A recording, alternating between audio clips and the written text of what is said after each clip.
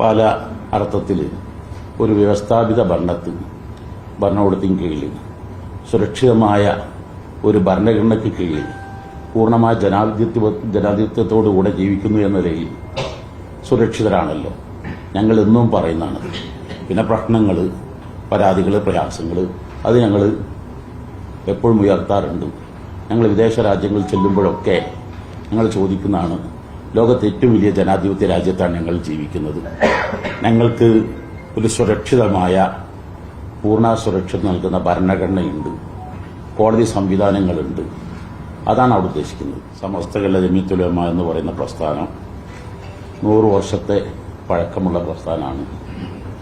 അതിലേറ്റവും കൂടുതൽ കാലം സെക്രട്ടറിയും ജനറൽ സെക്രട്ടറിയുമായ നേതൃത്വമാണ്.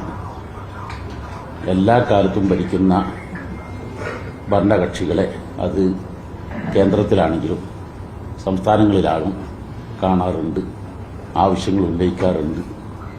ഇന്ത്യൻ പ്രധാനമന്ത്രി മുമ്പും പല പ്രാവശ്യം കണ്ടതാണ്, കേരളയാത്രയിൽ പറഞ്ഞതാണ്. ഞങ്ങൾ സ്വരൂപിക്കുന്ന അഭിപ്രായങ്ങൾ, ഞങ്ങളുടെ ആവശ്യങ്ങൾ, ഞങ്ങളുടെ പരാതികൾ, ഞങ്ങളുടെ ലക്ഷ്യങ്ങൾ അതാത് ഡിപ്പാർട്ട്മെന്റ് അറിയിക്കുന്നു. ഈ വിധം തന്നെ പലപ്പോഴും പറഞ്ഞതാണ്. അത് മുഖ്യമന്ത്രിക്ക് അന്ന് തന്നെ തിരുവനന്തപുരത്ത് വെച്ച് കഴിഞ്ഞ 16-ാം തീയതി നൽകി. പ്രധാനമന്ത്രി അറിയിക്കുന്നതിന് വേണ്ടിയാണ്.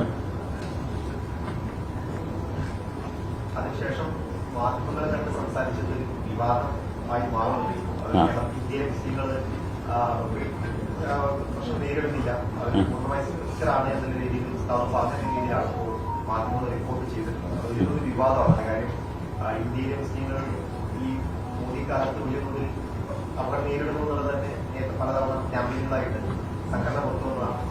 ഈ തരത്തിലെ സ്ഥാപനം വലിയ വിവാദമാണ്. എന്താണ് പല അർത്ഥത്തിൽ ഒരു വ്യവസ്ഥാപിത ഭരണകൂടത്തിന് കീഴിൽ സുരക്ഷിതമായ ഒരു ഭരണഘടനയ്ക്ക് കീഴിൽ പൂർണ്ണമായ ജനാധിപത്യത്തോടുകൂടെ ജീവിക്കുന്നു എന്ന നിലയിൽ സുരക്ഷിതരാണല്ലോ. ഞങ്ങൾ എന്നും പറയുന്നതാണ്.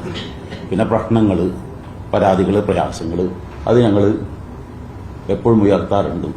ഞങ്ങൾ വിദേശ രാജ്യങ്ങളിൽ ചെല്ലുമ്പോഴൊക്കെ ഞങ്ങൾ ചോദിക്കുന്നതാണ്, ലോകത്തെ ഏറ്റവും വലിയ ജനാധിപത്യ രാജ്യത്താണ് ഞങ്ങൾ ജീവിക്കുന്നത്. ഞങ്ങൾക്ക് ഒരു സുരക്ഷിതമായ പൂർണ്ണ സുരക്ഷ നൽകുന്ന ഭരണഘടനയുണ്ട്, കോടതി സംവിധാനങ്ങളുണ്ട്. അതാണ് അവിടെ ഉദ്ദേശിക്കുന്നത്.